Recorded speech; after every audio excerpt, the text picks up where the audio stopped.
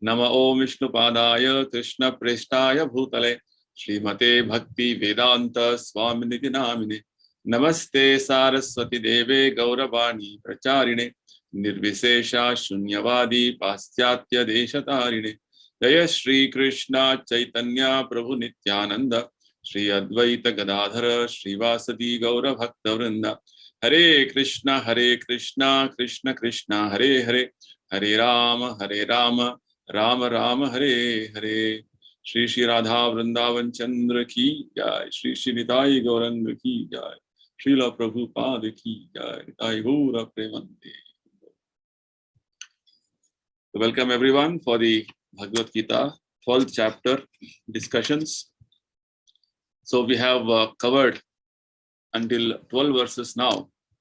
In today's session we are going to continue from the 13th verse. So I request all of you to have your Bhagavad Gita copy in front of you as we continue our discussions.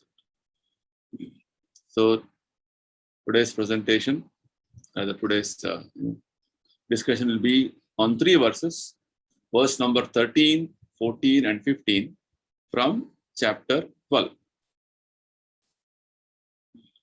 So let us have a quick recap of what we have understood so far. This 12th chapter of Bhagavad Gita is known as devotional service or bhakti yoga. It has 20 verses. The first 7 verses, verse numbers 1 to 7, is talking about bhakti being superior to impersonalism. Sorry for that spelling mistake. So how Bhakti Yoga is better than impersonal path of spiritual discipline was being explained. And in the second section, wherein verses from 8 to 12,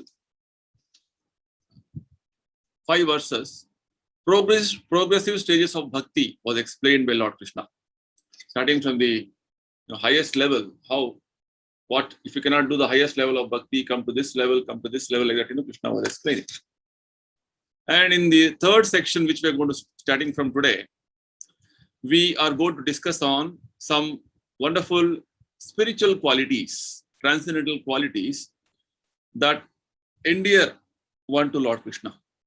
Means if these qualities we develop in the course of performing our bhakti, this will be making Krishna liking you. Krishna likes you.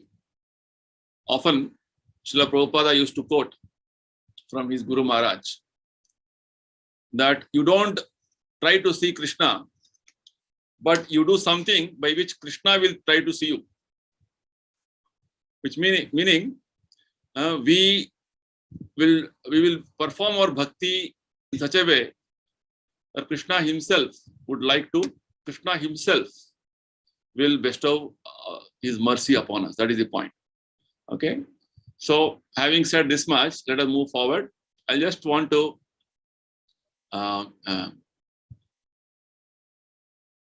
quickly take you through the last section which we went, which we understood. Again, to recap what all we understood. We discussed that Krishna was telling about the lowest stage, the indirect stage, means that you don't even have any bhakti to Lord Krishna. So Krishna was recommending that you can do some good work. You can renounce the results of your work. This will help you to cultivate knowledge. In that way, it will help you to come to the level of meditation and some spiritual activity. This is going to purify you and bring you to the next level of progressive spiritual life. Then Krishna explained, okay, you come to the level, if you are a little more advanced, then you will work for Krishna. Then better than working for Krishna, Krishna explained to follow the regulative principles of bhakti and that way progressively move forward. And finally, Krishna wanted that we perform pure devotional service. Right? Pure devotional service, if you do, that is the highest level of activity which one can do. So this is the different stages of bhakti which Krishna is recommending in the previous section. The topmost, if you cannot do, then next level, regulative principles. Next, okay, can't follow regulative principles, at least work for me. If you can't work for me, then at least do some good work. That was the different recommendations. And Krishna summarized this in verse number 12. Having said this much, let us move forward to the today's discussion on what is Krishna going to tell us. So we have so far understood that bhakti is the most effective method of spiritual advancement. Right? This is the most effective and the most powerful and the most easiest, which Krishna has explained already in the 9th chapter of Bhagavad Gita. Most happily performed way of connecting with Supreme Lord Krishna. So once you are engaged in bhakti, there are some transcendental qualities which are manifested in the behavior of a devotee, in the personality of a devotee, which distinguishes him that he is a devotee. Right? So anybody who is having this behavioral pattern, he can be called a devotee. So in this section, starting from verse number 13, Krishna is going to list around 26 qualities. Today we're going to discuss around 9 qualities. So 26 qualities are discussed step by step, wherein you can yourself put into a critical analysis. Where do I stand? Because bhakti is not something which is sentimental, or bhakti is not something which is imaginative, or you can simply say that, oh, I am a great bhakta. So bhakta means there should be some behavior, some type of a quality in your personality. So with these qualities, you can identify that this person is a devotee, is a bhakta. Okay, it's like Prabhupada used to often give the example. If you're a rich man, just telling them I'm a rich man doesn't, just say, give a credential that you're a rich man. You need to have the symptoms of a rich man. You need to have a big bungalow, you should have a lot of servants, you have a big car, you have a lot of, big influence in society. That is called a big man. Likewise, a devotee has some symptoms, has some qualities, has some natures, which he develops in the course of performance of bhakti. Right? These are all qualities which Krishna is going to tell us that if you simply perform bhakti, these qualities will develop. And simultaneously, devotee has to watch out because he has some baggage of his previous natures in his life, conditioned natures right now going on, which he has to always verify and keep moving forward to see that I don't again repeat those conditioned way of working. Right? The conditioned way of working is actually making us that is the way we are leading our material life, basically. Okay. So let us understand what Krishna wants to tell us in today's verse. So Lord is very pleased with such a devotee. In fact, in this section, starting from 13th verse to 20th verse, you will see Krishna is very nicely mentioning one statement. This person or this devotee becomes very dear to me when he is having these qualities. Right? So how to become dear to Krishna? Krishna is explaining himself in this section. Bhaktosi me priyaha. So becoming dear to Krishna is not difficult. Just we have to follow what Krishna's instructions are here in this section of Bhagavad Gita, and you see we become very dear to Krishna. Right? When you become dear to Krishna, Krishna is there always with us, and we are always with Krishna. That is the understanding. Okay, let us move forward. So the 13th and 14th verses are reading like this. If you have the Gita in front of you, please refer this. Adveshta sarva bhutanam maitraha karuna evacha nirmamo nirahankaraha samadukha sukhakshami santushtaha satatam yogi yatatma drana nishchayaha mayyarpita mano buddhir yomad bhaktaha same priyaha. So the translation reads like this. One who is not envious, but is a kind friend to all living entities, who does not think himself a proprietor and is free from false ego, who is equal in both happiness and distress, who is tolerant, always satisfied, self-controlled, and engaged in devotional service with determination, his mind and intelligence fixed on me. Such a devotee of mine is very dear to me. So this is the verse. So in this verse, Krishna is basically giving us this topic. The topic of this set of qualities which Krishna wants you to develop is a devotee takes all sufferings as Krishna's kindness to avoid a reaction. Because we are in the material world, constantly influenced by our past karma, under the influence of kala, time unfolding as we move forward in our journey of life. Sometimes situations are very favorable or other very happy moments. And definitely there are situations, very challenging situations, very tough situations. So how do we face them? How do we handle them? Our life is not simply a plane, without only happiness. No. Our life is a up and down. A lot of ups and downs are there. Happiness, distress, a lot of things we experience.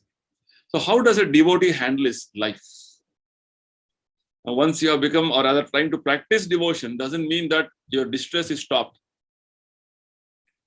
Pandavas were great devotees, but they have to go through a lot of tribulations. Example is given by Srila Prabhupada. When you switch off the fan, not that the fan is going to stop immediately. It will go on rotating for some time. There is some momentum for that fan. Right? After some time, it will get stopped. Likewise, in devotee's life, Krishna allows some distress to happen. But the devotee, what is his mindset? How does he take the distress as? Normally, when distress comes in anybody's life, they take it as, oh, why this is happening? Because of this person, I am suffering. Because of this situation, I am suffering. This government, did some loss, I am suffering. So we have a lot of nice reasoning to blame anybody and everybody around us. I am suffering because of this. My suffering is because of these reasons. Right? And this suffering, it has come upon you. It's not that it is, it is because of somebody. It is because of you only. You have your karma and your past reactions has manifested in such a way that you are in a specific situation of suffering. That we have to understand. So, specifically here, Krishna is telling us, when you are going through in your journey of life, a devotee sees the sufferings as Krishna's kindness. It is Krishna's mercy. I would have suffered much more. We'll discuss as we move forward. The first quality Krishna is mentioning here is about the quality of tolerance. What does tolerance mean? Tolerance means you are not disturbed under any circumstances. Right? So basically, this tolerance is a quality which is such an important quality in a devotee's life. Chaitanya Mahaprabhu mentions, Trunadapi sunichena tarorapi sahishnuna. You should be tolerant like a tree, Chaitanya Mahaprabhu mentions. Right? So tolerance plays a very important role in the life of a devotee. And there is one more quality known as humility, which Chaitanya Mahaprabhu mentions. You should be humbler than a grass and tolerant like a tree. These are the two qualities which Chaitanya Mahaprabhu says are very important in a devotee's life. So humility and tolerance are like two sides of the same coin. One cannot be humble without being tolerant, and one cannot be tolerant without humility. What is tolerance actually? Tolerance is that quality wherein we accept every moment of difficulty or challenge in our life as deserved and sanctioned by the Lord. And the Lord has some plans as laws of nature working in this world. So Lord has we deserve that suffering, and it is sanctioned by the laws of my Lord. And I stand up and bear the suffering because I deserve this. It's because of my own past mistakes. As I was telling you, this person or different people or different things or different situations are only instrument in delivering what I deserve. So because I am practicing bhakti, devotional service, Lord has mercifully is handling my past karma, keeping in mind the utility of such painful experiences to gift me the realizations of what Krishna mentions in Gita as dukkhalayam ashashvatam. This is tolerance. So basically, tolerance is a very wonderful quality. Kshama. Kshama or tolerance is such a wonderful quality. It is considered to be like an ornament for a devotee. How much Lord Jesus Christ was tolerant. How much Prahlad Maharaj, the great devotee, was tolerant against the various tribulations which his own father was giving him. How much Srila Prabhupada tolerated. And how much Lord is tolerating us. Lord is sitting in our heart, is tolerating all our nonsense. We are supposed to be his nice devotee. We are only thinking contrary. He is supplying everything to us. He is maintaining us. He is giving a life to me, body to me. But I'm not even bothered about to think of him the way Krishna wants us in Bhagavad Gita. You imagine a situation wherein somebody is under you working and he's supposed to follow whatever you're telling him. And he's not even trying to listen what you're telling him. What will be your reaction? You will be very agitated, no? You'll be so much angry on him, that person. Just imagine the Lord, who is the dear friend, is sitting in our heart, is tolerating you so much. Srila Prabhupada, we want to follow something, but we are not following. Again, falling down. He's tolerating us. Okay, don't worry, get up again, follow. But tolerance is such a wonderful quality. If you practice, you'll become very peaceful. All the different agitations, all the different disturbances you're going through in your life will be subsided automatically. There are many examples in Prabhupada's life in Leela. During his manifest pastimes, how tolerant he was. How much tolerant he was. So this practice of tolerance is a very important aspect in our spiritual life. So we can ourselves measure where do we stand with respect to the quality of tolerance. This is the number one quality. Okay, let us move forward. The next quality Krishna is mentioning here is called Adveshta Sarvabhutana, being non-envious. So which means being kind to everyone, even to your enemy. Right? And Prabhupada mentions in the purport, you should not become your enemy's enemy. Right? Like that is the way of becoming non-envious. And you consider all the reactions as a result of my own past misdeeds. This envy is such a quality which is become part of our thinking, feeling, willing. Envy means you are comparing yourself with somebody, and you don't agree with the facilities other person is having. Envy basically means jealousy. Right? You are not agreeing somehow that this person is having better qualities or better facilities than you. You can't accommodate in your consciousness, in your mind. Why he is having so much? Why he is having more knowledge? Why he is better than me? Why that person is more beautiful than me? Envy. Always our mind works like this. We keep observing and seeing and compare. Comparison with our own people also. Right? How can he get a better job than me? Husband, wife. Oh, my job is, I'm getting a salary of 1 lakh. My wife is getting salary of 1.2 lakh. Oh, how can she get more salary? This comparison. This is the way our mind works. This is called envy. Dvesha. So this envy started how Krishna explains in Bhagavad Gita. Ichha dvesha samuthena dvandva mohena bharata. 7th chapter Krishna says, when we desire to imitate Krishna, oh, why Krishna? Krishna can only enjoy gopis. Krishna only can enjoy, rasa dance. This envy, see? I desired, I want to become like Krishna, and you're envying Krishna. You don't know what is your position. You just simply want to imitate. This is our disease. Prabhupada says this is disease. Prabhupada quotes from one of the acharyas. He says, Parasukha asahanam. Seeing others' happy situation and you're intolerant of that. That is called envy. Oh, I don't have, he's having. That is envy. Because of envy, we have come to the material world. Everybody is envious. Matsarata. So Bhagavatam begins like this. Paramo nirmatsaranam vedyam vasa mastra vasta shivadam. Bhagavata literature, Bhagavad Gita literature is meant for people who are non-envious. Who are with envy, they only compare everything and everything. They are only stuck up with that consciousness, and they are only trying to do competition and backbiting and then ill feelings. That's all. The life is filled with such feelings.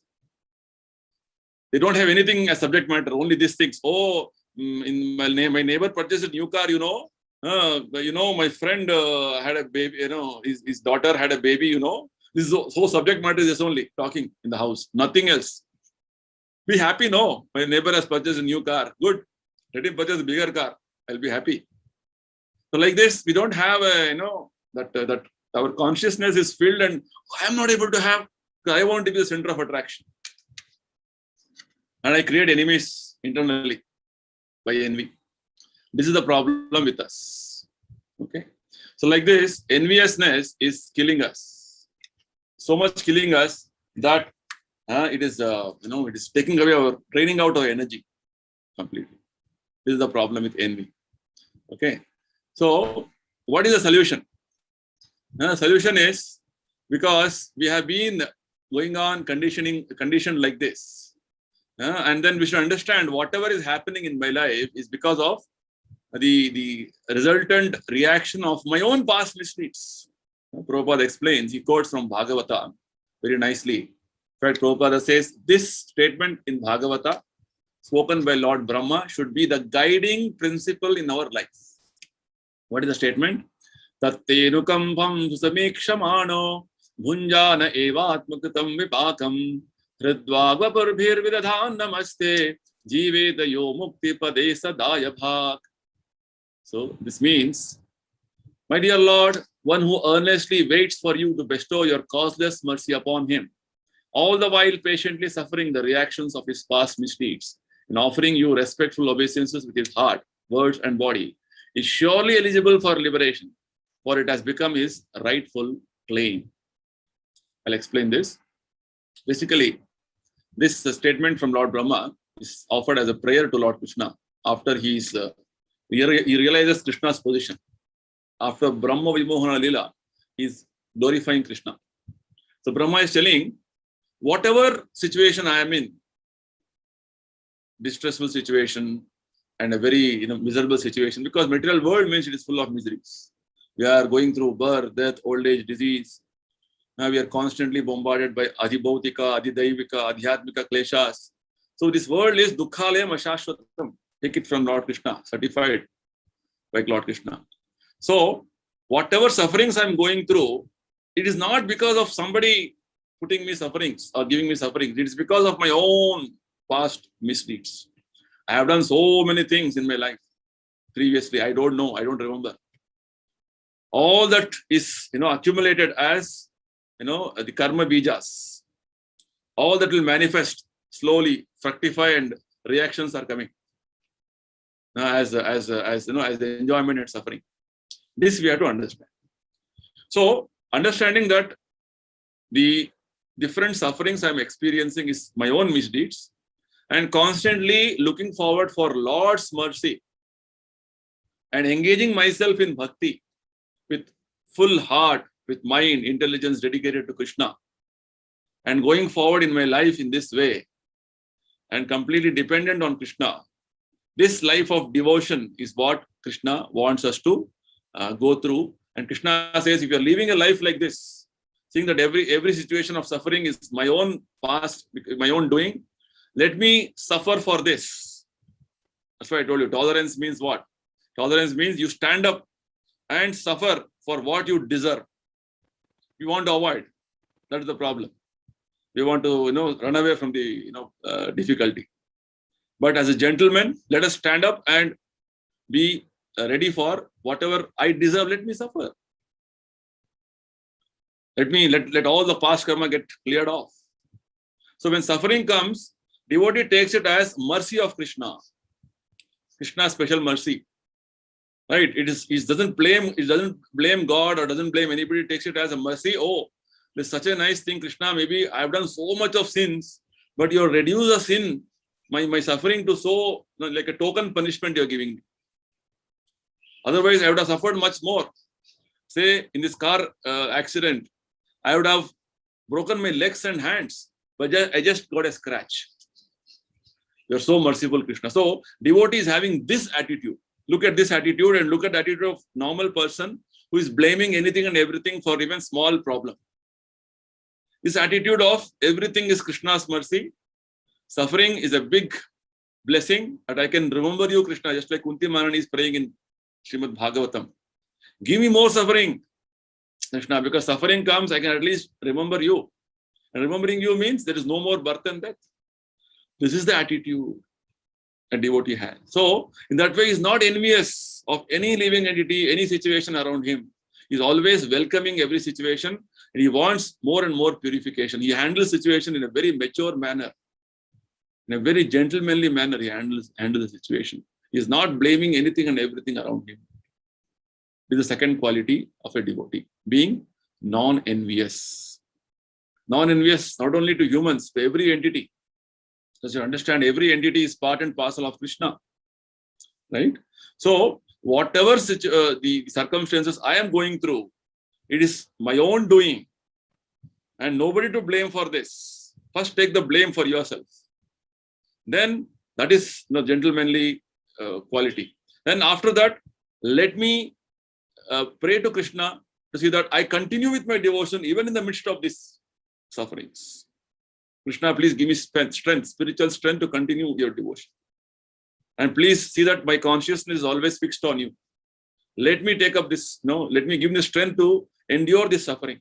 This is the way devotee goes forward. Right? So in that way, what happens?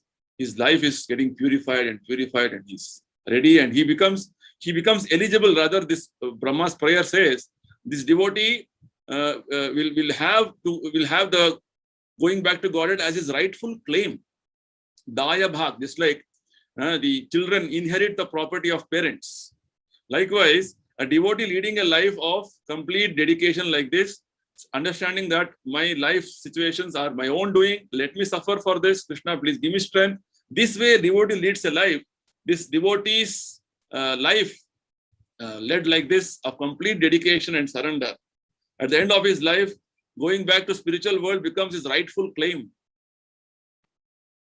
Right? Otherwise, we are trying to adjust situations, manage situations, and do so many things. That is manipulation, which will again give you one more life, one more birth. Okay, fine. So let us move forward with the next quality. So as I told you, devotees take the distress as Lord's mercy. I deserve much more, Krishna, but you have minimized my suffering to such a minimum extent that it's just a token punishment you are giving me.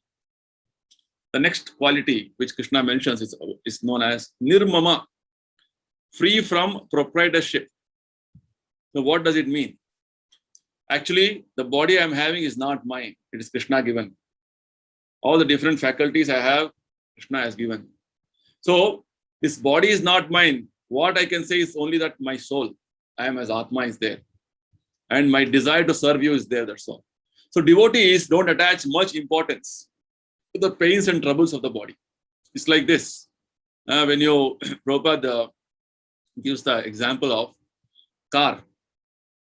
You say it is my car, but there is a big scratch on it or something happens. Now, if you are too attached to the car, you will feel pain. But after all, when you understand that car is an only instrument for me to carry this, for me to transport, and something happens, I get it repaired. Not an issue. This attitude, this mood. I am not the car. I am using the car as an instrument to move, use for transport. So the whole understanding is this body which I am selling it as mine. And if you have a bodily conception of life, the insult, honor, and different emotional things which you go through for the body, you'll get affected if you think you're the body. If you just detach yourself from the body, nirmamaha, I am not the body. This conception of life, if you live, that I am actually spirit soul, I am not the body. This is the beginning lesson of Bhagavad Gita. This we have to live this life, that I am not this body. This bodily conception is what is making us so much going through distresses. So we have to become free from false ego. Understand that I am not the body. So this is something practically we have to lead our lives. So this is what Krishna is telling us. Practice this. When you practice this, you will become equipoised, samadukha. You will see every situation as equally. Now you'll not that, no, I want to be very happy. I don't like distress. Not that way. You see every situation as, after all, this is for the body. Ups and downs keep happening. Let me have an equipoise. This is what Krishna mentions in the 5th chapter, 4th chapter, and all these other chapters in the initial stages about the samadarshana, or the equanimity of the mind. This is very important, because if you are too much fluctuating in your consciousness, in your mental state, that will not give you peace of mind. That will not make you happy. When you are equipoised in all situations in your life, it is only possible when you detach yourself from this conception called I am the body. Right? Then, next quality Krishna says is santushtaha, satisfied. Whatever Krishna gives, by Krishna's mercy, I am happy. Right? Today, I am, Krishna is giving me some simple khichdi, rice dal to heat. I'm happy. Tomorrow he may give me chappan bhog. I'm happy. So you are not hankering for intensely desiring for material comforts. Rather, you are happy with any situation in your life. Right? Does not over endeavor to achieve something. So all these qualities we are discussing now, this should become sort of a guiding principle for us to put ourselves into a critical analysis of where do we stand. Am I satisfied with whatever comes in my life? Already Krishna has mentioned in the 4th chapter. Yadrichchalabha santushto dvandvatito vimatsaraha. Devotee means he is satisfied with whatever comes of its own account. He is endeavoring to improve his devotional standards. He is not endeavoring to improve his material standards. For material life, to maintain his body, soul, and his dependents, he is having he's doing some work in a very honest manner. Otherwise, his whole endeavor is how to move forward in my devotional life. That is his whole endeavor. Right? Like this, he's satisfied with what comes of its own accord. That is called satisfied. Santushtaha. Right? That is more the next quality. Then he is completely self-controlled. A person will lead a life based on his dictations from his mind. Whatever I think is good, I will do. Feel good. I am feeling happy, I will do this. That is the way normally people are conducted in their life. Right? So this, whatever I feel is good, whatever I think is good, or this is not the way Vedic literatures guide us. Vedic literatures have a very standard way of guiding us with regard to, we have to follow the instructions of Guru Sadhu Shastra for our own good. Right? So, that way he is self-controlled. Whereas a person, he may feel, oh, this is very good now. The very same thing good will become bad after some time. Prabhupada gives a classic example of how, when you are in the very beginning stages of your youthful life, this boy, this girl is so nice. I like for life we are going to be together. Right? Very same boy and girl after marriage, after 6 months, both of them are become bitter enemies. The good has become bad. Because the Vedic way of marriage you have not performed, you have not gone through. You have done everything what I feel good, I feel very nice. This is a symptom of Kali Yuga. Symptom of Kali Yuga is that people simply by agreement, they feel that they think that I am married. So both of us agree we are married. So, and immediately after agreement, you divorce also. We disagree, so we divorce. This is the way material life, which means no control of mind. They don't know what is the purpose of life. So this is not the Vedic way of life. Vedic way of life is completely different. It is completely under proper regulation. That is called self-controlled. Krishna is telling this, and that we have to follow the Vedic rules and regulations under the direction of a guide, spiritual master. Then he is determined. Why is determined? Because he is following the rules, regulations as given by Guru, Sadhu, Shastra. Because of his senses are controlled, he's having this quality of determination, which is very important in spiritual life. Determination. Right? Determination is so important that you can move forward in your spiritual life. It's called Nishchayaha. He's fully determined and cannot be swayed by false arguments. Otherwise, with so many opposing arguments put forward by so many people and so many things which we come across every day, bombarded with so many things. Sometimes you get a doubt, what I'm doing is correct. I think what people are doing something else, I'm doing something else. So determination is shaken. But if you're strictly following what Prabhupada is telling us, then determination goes on increasing more and more. You'll be very, very strongly determined, which means your commitment to follow the principles of bhakti will be very strong. This is what Krishna mentions in the second chapter. Vyavasayatmika buddhi ekeha kurunanda. If your determination, if your conviction is very strong, then nobody can shake you. When your determination and conviction is not strong, then you'll be scattered. Many thoughts will come. Whether I'm doing correctly, maybe I'm not doing my duty properly, whether I'm not doing this thing properly. Like this, a lot of doubts will come. Because you're not determined. You're not convinced fully about what you're doing. So, strictly following the instructions of Guru, Sadhu, Shastra will make you determined. So, if this determination is increasing, it is a wonderful quality in a devotion. Otherwise, you're still half-hearted, that to do or not to do, not following instructions. Because you're not following instructions, no determination. Okay, so determination in devotional service is very important. That is going to really, really help in our progress in bhakti. Okay. Next. This is the last quality, seventh quality, which Krishna mentions in this first two verses, 13 and 14th verse. Krishna says, Mayarpita mano buddhi. Mind and intelligence fixed entirely on the Supreme Lord. Right. And so this is a very important quality. Already Krishna has mentioned about this in the verse number 8 of this chapter. Right. Mayeva mana adhatsva, mayi buddhim niveshya. Krishna mentioned this. So mind and intelligence should be always fixed, which means you don't have any other thought process, any other thinking, any other planning other than service to Krishna. So this is the situation which Krishna is expecting from a devotee. So all these qualities, what we are discussing now, is the situation of a devotee who is a pure devotee. Right? So this pure devotee is fully conscious that Krishna is eternal Lord. I have to dedicate my time, energy, everything for Krishna only. Anything else is going to simply waste my time. This is the clear thinking he is having, clear direction he is having. Right? So like this, we can see how wonderfully Krishna is explaining these various wonderful qualities: tolerance, being non-envious, being determined, being strictly following instructions of the spiritual master, right? Mind and intelligence fixed. Now, like this, these qualities, Krishna says, Yomad Bhakta Same Para Priyaha.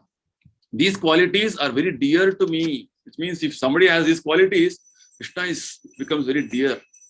That person. Either Krishna will see that, he'll care for the devotee, he will look at the devotee. That's the point. So you have to develop these qualities, culture these qualities. Right? You have to keep constantly monitoring whether I am having this quality, what is that I am lacking? Maybe determination level is 50% now, how to make it 100%, say 60%, 70%, come to 100%. Constant endeavor is this. See, for a devotee, it's a internal work. The sadhaka means he's internally working with his consciousness, with his mind, his intelligence. Because you're the same person. Externally, people may look at you as the same person. But internally, you're working so much. Prabhupada says in the next chapter, we'll see, 13th chapter, your consciousness will become beautiful. The same person is looking at the world in a different way. Looking at the way Krishna wants us to see. Say you are looking at one person always with grudge and ill feeling. Now, after understanding this verse, you start developing a mood and nature that no, why I have to look at this person with grudge? Let me see how I can be friendly to him, how I can be kind to him. Right? So you as a person will develop much better interpersonal qualities. You would like to develop good relation with everybody because you're not simply making somebody as enemy. This is my friend. This is my, he's a deadly enemy for me. Like this, you're not distinguishing. You're seeing everybody as part and parcel of Krishna. Why have to simply be inimical to anybody? Right? So like this, the qualities which develop in you will not only make others appreciate you, rather Krishna will be very pleased with you because he's sitting as Paramatma and looking at you with everything what you're doing. So we have two more qualities in the next verse, which we'll discuss now. Verse number 15 of chapter 12. Yasman no dujate loko, lokan no dujate chayaha, harshamasya bhayodvegayir, mukto yas sachame priyaha. Krishna says, translation, he by whom no one is put into difficulty and who is not disturbed by anyone, who is equipoised in happiness and distress, fear and anxiety, is very dear to me. So again, see, Krishna is using the word. He becomes very dear to me. Who? When you are having these two qualities. So what are these two qualities? We'll discuss now. First quality, Krishna is saying, either this whole topic, what we're discussing is about, never cause distress to others. First is, you endure all the sufferings, what is happening to you, all distress coming to you, you endure as Krishna's kindness. The first two verses we discussed. Now, in this next verse, 15th verse, we're going to discuss on never cause distress to others. One is, you don't get affected when some distress comes to you. Why? Because a devotee is so much absorbed in Krishna's service, Krishna consciousness. Different situations around him do not disturb him. He's just going on with his services. So many things, so many disturbing people, always when you speak to them, they always are absorbed in the current affairs. Oh, this law has come about, this problem has happened, that happened. Now the devotee is not conscious of them, he's conscious. But beyond certain limit, what you can do? You have to tolerate, you have to go on with your life.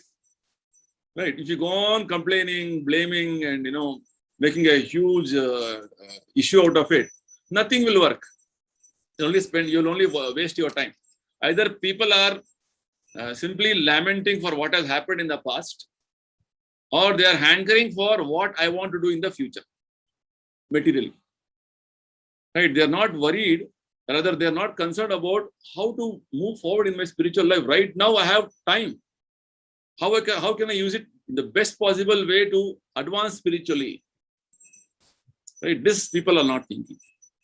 So one of the important symptoms of a devotee is that he doesn't get affected. Yasman na udvijate. A devotee is not affected by any other things which is happening around him. Right? That is the first quality which a devotee has. This is one of the qualities mentioned in this verse. So this stage is attained by the devotee because Lord is bestowing him mercy, because he's doing devotion. That good sense Krishna is giving him. So this devotee is not affected by any other disturbances around him. And next point is, he doesn't affect others. That's what Krishna is telling. One is, he is not affected, he whom nobody can be put into difficulty. Next is, he's not affecting, it does not affect others. That is the point, right? So that is what Krishna is mentioning is here, that no one is put into anxiety, difficulty, fearfulness, or dissatisfaction by such a devotee, because he is kind to everyone. Right? He is not causing anxiety, difficulty. It's a very sensitive point. One is, you don't get disturbed and you don't disturb others. This is the whole essence of this verse. Nobody should be put into problem, difficulty, fearfulness, dissatisfaction. That's sensitive we should become. Because that is how Lord is so sensitive to us. He's providing you food. He's providing you air to breathe. He's giving you a very comfortable life. Right? All the different things what is we are suffering as is because of our own past karma, which Krishna is sanctioning it, because that's what you deserve. But actually speaking, as a devotee, we should never create new situation of anxiety, difficulty, fearfulness, dissatisfaction to others, because this will come back to us only. as a reaction. So devotee's kindness, his way of functioning is so wonderful that he would like to always have this type of a life. So this is a very wonderful teaching in this verse number 15, that you don't get affected by other situations around you, and you don't affect others by your behavior. It's a wonderful quality, right? So I have one, I'll take a few more minutes. I have one wonderful bhajan of one of our acharyas, Srila Bhakti Vinod Thakur, who has given a wonderful mirror for us to see and reflect actually who I am. It's a Bengali bhajan. This bhajan is known as Amara Jivana. Right? Amara Jivan. What is my life right now? See, the qualities we have discussed so far, 9 qualities we have discussed so nicely. This is what is expected from us as a devotee. But right now, what is our life? What is the life I am leading? Something which we need to reflect. I'll just go through this quickly so that we can reflect upon the teachings. I'll not get into the explanation of these things. It's self-explanatory. All of us can understand this. This simple Bengali language. Amara jivana sada pape rata nahi ko punyera lesha. My life is filled with only sin. There is no trace of any piety. Parera udvega diyachi ekoto diyachi jivera klesha. Means I've only given anxiety to others. Only given a lot of problems to others, miseries to others. Right?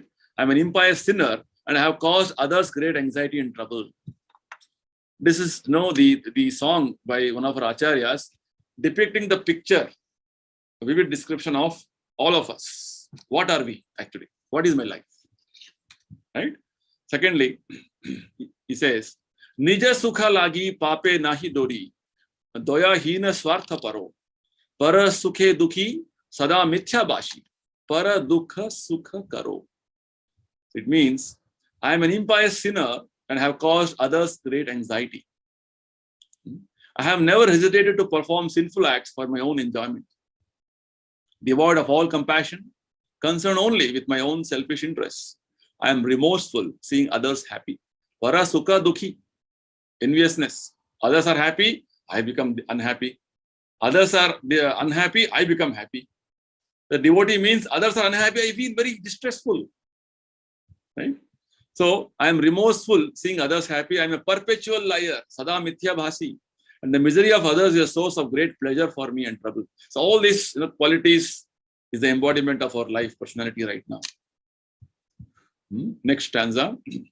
Ashesha kamana hrudi majhe mora, krodhi dambha parayana, madamatta sada vishaye mohita, himsa garva vibhushana. The material desires within the core of my heart are unlimited. I am wrathful, means angry, krodhi, and I am devoted to false pride. I am supposed to be devoted to Krishna.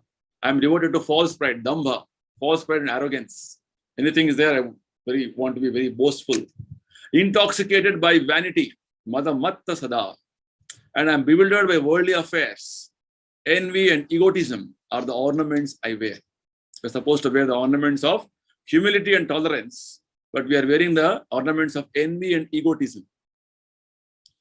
Next, stanza number 4. Nidra lasya hata sukarya virata akarya udyogi ami pratishtha lagiya shatya acharana lobha hata sada kami. I am very happy to just be lazy and sleep always. I resist all pious deeds, yet I am very active and enthusiastic to perform wicked acts. For worldly fame and reputation, I engage in the practice of deceitfulness.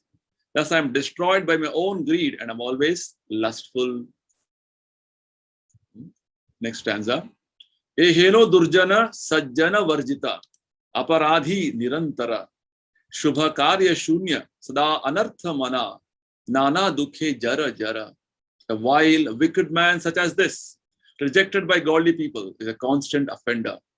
I am such a person, devoid of all good works, forever inclined toward evil, worn out and wasted by various miseries. The last stanza. Bardhakye ekono upaya jivihina tate dina akinchana bhakti vinoda prabhura charane kore dukkha nivedana. Now in old age, deprived of all means of success, humbled and poor, Bhakti Vinod submits his tale of grief at the feet of the Supreme Lord, Krishna.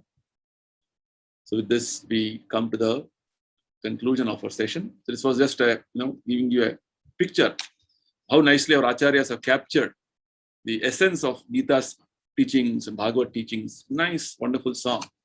What is our life and how we should move forward. So with this, I conclude the session.